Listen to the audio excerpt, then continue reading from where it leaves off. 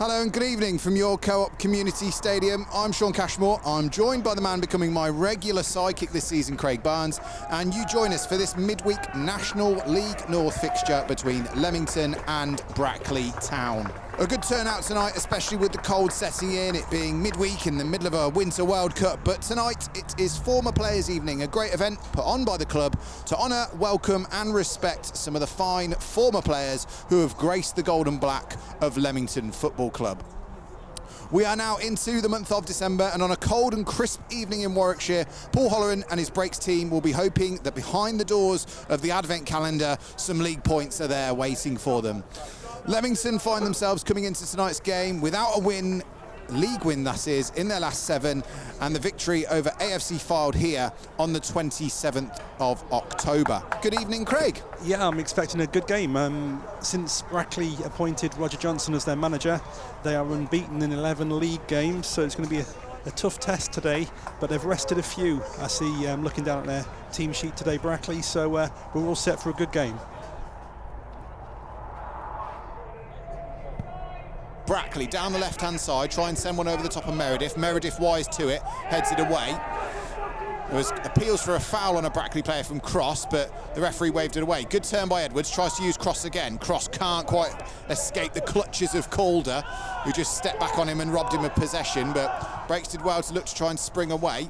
Brackley now look to try and counter. They come in field, right-footed shot, easily wide of Callum Hawkins's far post, and it was a snapshot by the number 10 of Wesley York.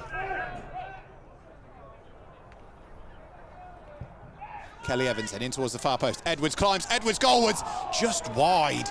Good firm header from Jack Edwards at the far post. Really good ball whipped in by Devon Kelly Evans, and Edwards got a full head on it, and it just drifted a couple of inches wide of the far post. I think Danny Lewis may have had it covered, but again, good intent from the Breaks. So free kick to the Breaks, taken by Callum Hawkins, left-footed, up towards the edge of the box. Edwards can't quite win the header, and it's brought down on the edge of the box by Armson. Armson clears high, headed back by Clark, and it'll be picked up by Cross on that right-hand side. Cross tries to send it back to Clark, but it's loose and it's picked up by Amanchi. Amanchi comes forward, away from Clark. Amanchi has got space on this outside with Mwasa. Mwasa in towards the number 8 of Armson. Armson onto his left foot. Left-footed drive, just tipped over the bar by Callum Hawkins, I think it is. It's a corner, and it's a really good save by Callum Hawkins, because Armson had too much space, just about 5 yards outside the 18-yard box, worked it onto his left foot. Cries of shoot from the Brackley fans. Armson obliged, and Callum Hawkins, I think he had it covered, but he just had to make sure, stuck out a right arm, and fingertips just guided it over the top of the crossbar.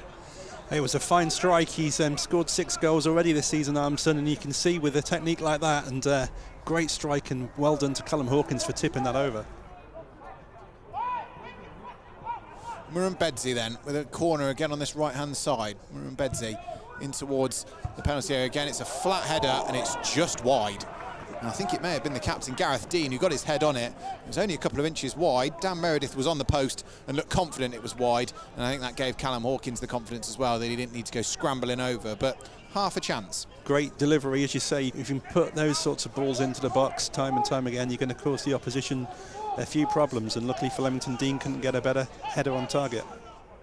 Leamington physio Pete Denham, he told me that Raheem Reid was a little bit unwell at the weekend, not fully fit maybe from an illness to start the game, but again just an option in an attacking sense for Paul Holleran off the bench. Also saw Josh Marsh at half-time, spoke to him quickly about how he's getting on at Forest Green, obviously really enjoying life in full-time professional football since his step up from the likes of Alvechurch to Leamington and then Leamington to Forest Green. Stepping on at the moment is Cross down the right-hand side for the Breaks. Cross makes tracks all the way into the penalty area, right-footed, gets his cross in towards the far post, headed off the line. Kelly Evans, fresh air shot as the goal was gaping, couldn't quite connect with it, but still collects possession. Feeds in towards Clark on the left-hand side, and towards Walker. Walker back to Kelly Evans. Kelly Evans, right-footed drive, has a go. Kelly Evans, half a yard wide. What a strike from Devon Kelly Evans. The goalkeeper, Danny Lewis, was at full stretch, and it just drifted wide of the right-hand upright. Cross was right at the start of all that, wasn't he? Driving to the line, great cross that came in, and I think Devon Kelly Evans, his fresh air shot was clearly still in his mind, and he thought, I want to make amends for that. So when the ball fell to him, he just had one thing in his mind, and that was to try and get a great shot off, which he did, and unfortunately from him and Leamington it was just wide. It does look like Armstrong, the number 8, is still in midfield, so I'm wondering if it's Wesley York, the number 10, who's perhaps gone off. And I think it is. So the substitution, York for Stead, what we say, or like you say, Craig, the top goal scorer for Brackley this season. Didn't start, but on now to try and see if he can put the brakes under a bit of pressure. Pressure with McWasser on that right-hand side. He gets his crossing left-footed, but it's collected at the near post by Leamington goalkeeper, the man on loan for Burton Albion, Callum Hawkins, and then he launches a throw all the way over halfway, and it's collected by Cross. Cross stands up Calder into the penalty area, comes across, right-footed drive all the way to the far post, eludes Dan Turner, who was arriving late, and then no one was there at the far post to try and turn it goalwards. But again, really good attacking intent from that man Cross. He got all the way in towards the edge of the penalty area again, and then just delivered one of those balls into the corridor of uncertainty. And I was watching the interaction between him and Dan Turner afterwards, and they were having a little chat, and as they walked away, Dan Turner put his thumbs up as if to say, keep going with that. That's another cracking ball in that you've just put in there. If that keeps happening, that is a real sign of potential.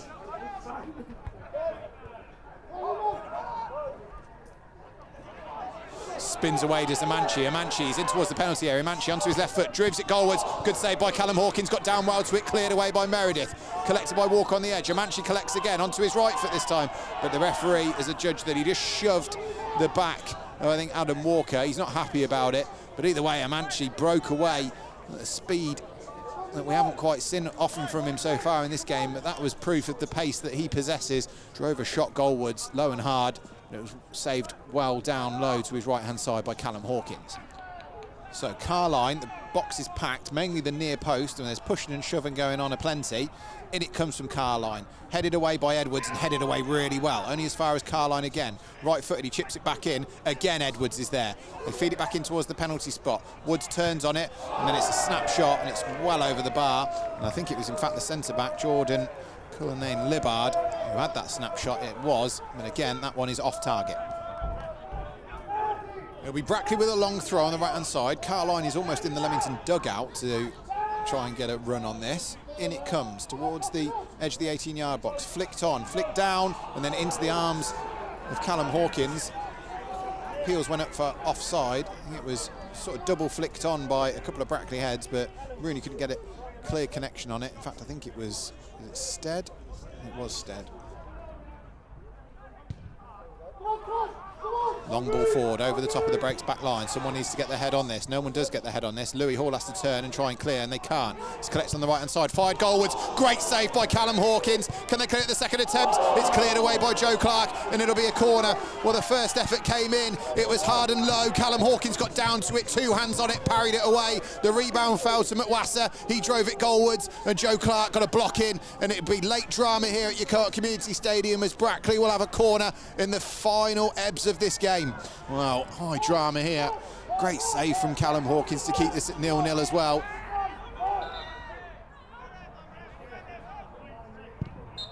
Well, that was the last action of the half because the referee blows for full time. Boos from some of the Brackley fans who've travelled the 20 or so mile journey here to Warwickshire. But the league leaders have to settle for a goalless draw against the Breaks, and I think the Breaks can be really happy with how they've applied themselves this evening, and all the players will be happy with their night's work, Craig.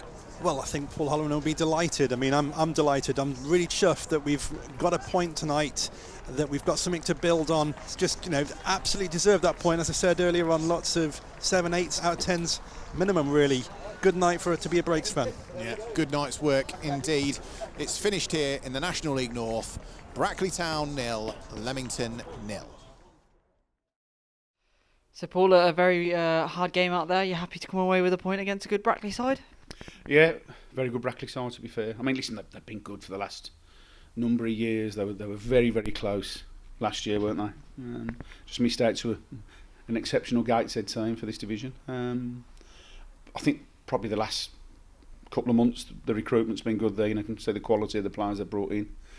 And then obviously in the summer, bringing people like George Carline to the football club, and you can see he wasn't come back from an injury. We had George, didn't we? We know how good he is.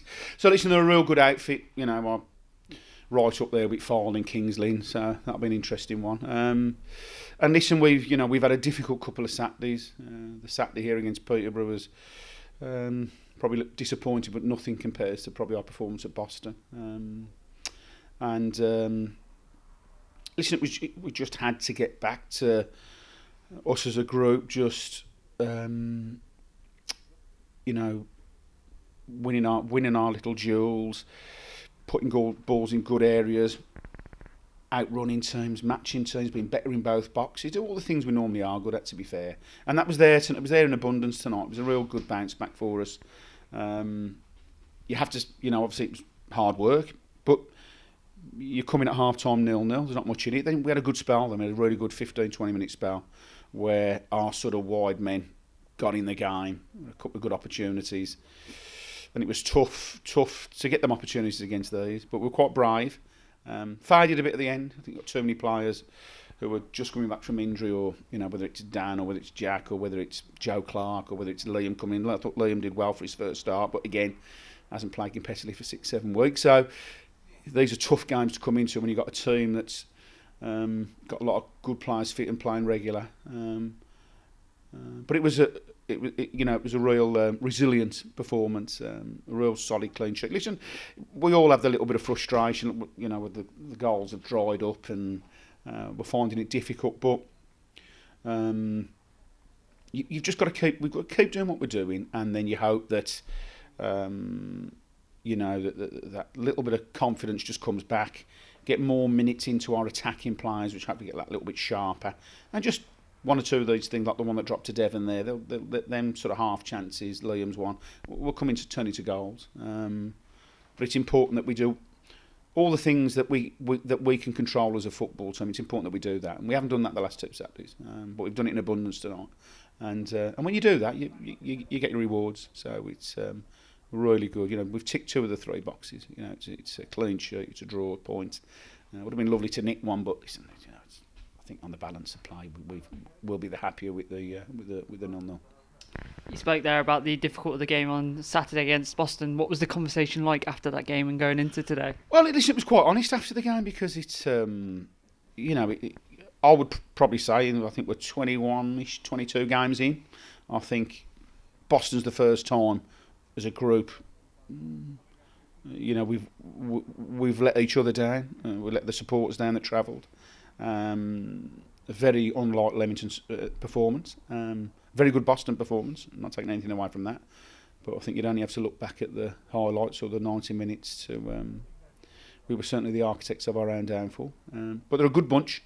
So we listen. What had to be said was said. We draw a line under it. Then you just remind the players how good we've been on a Tuesday night. In my time, I don't know how many we've lost in my time on a Tuesday night, but I'm probably counting on my fingers. And when they do what they can control, and they do it with a good focus and a good purpose, they'll compete with anybody. We've just got to find that little bit of quality now, that bit of composure going into the final third, and turn some of that good play that we had in periods into goals, hopefully. But this is a very tough, demanding league, and you've only got to look at that squad of players we played against tonight and the pedigree of them, and the players coming off the bench, to realise it's tough and it asks a lot of questions. But this is a real good, resilient bunch, and if I only get one poor performance in the next 21-22, I'll be happy. No, it was a real good bounce back for us tonight.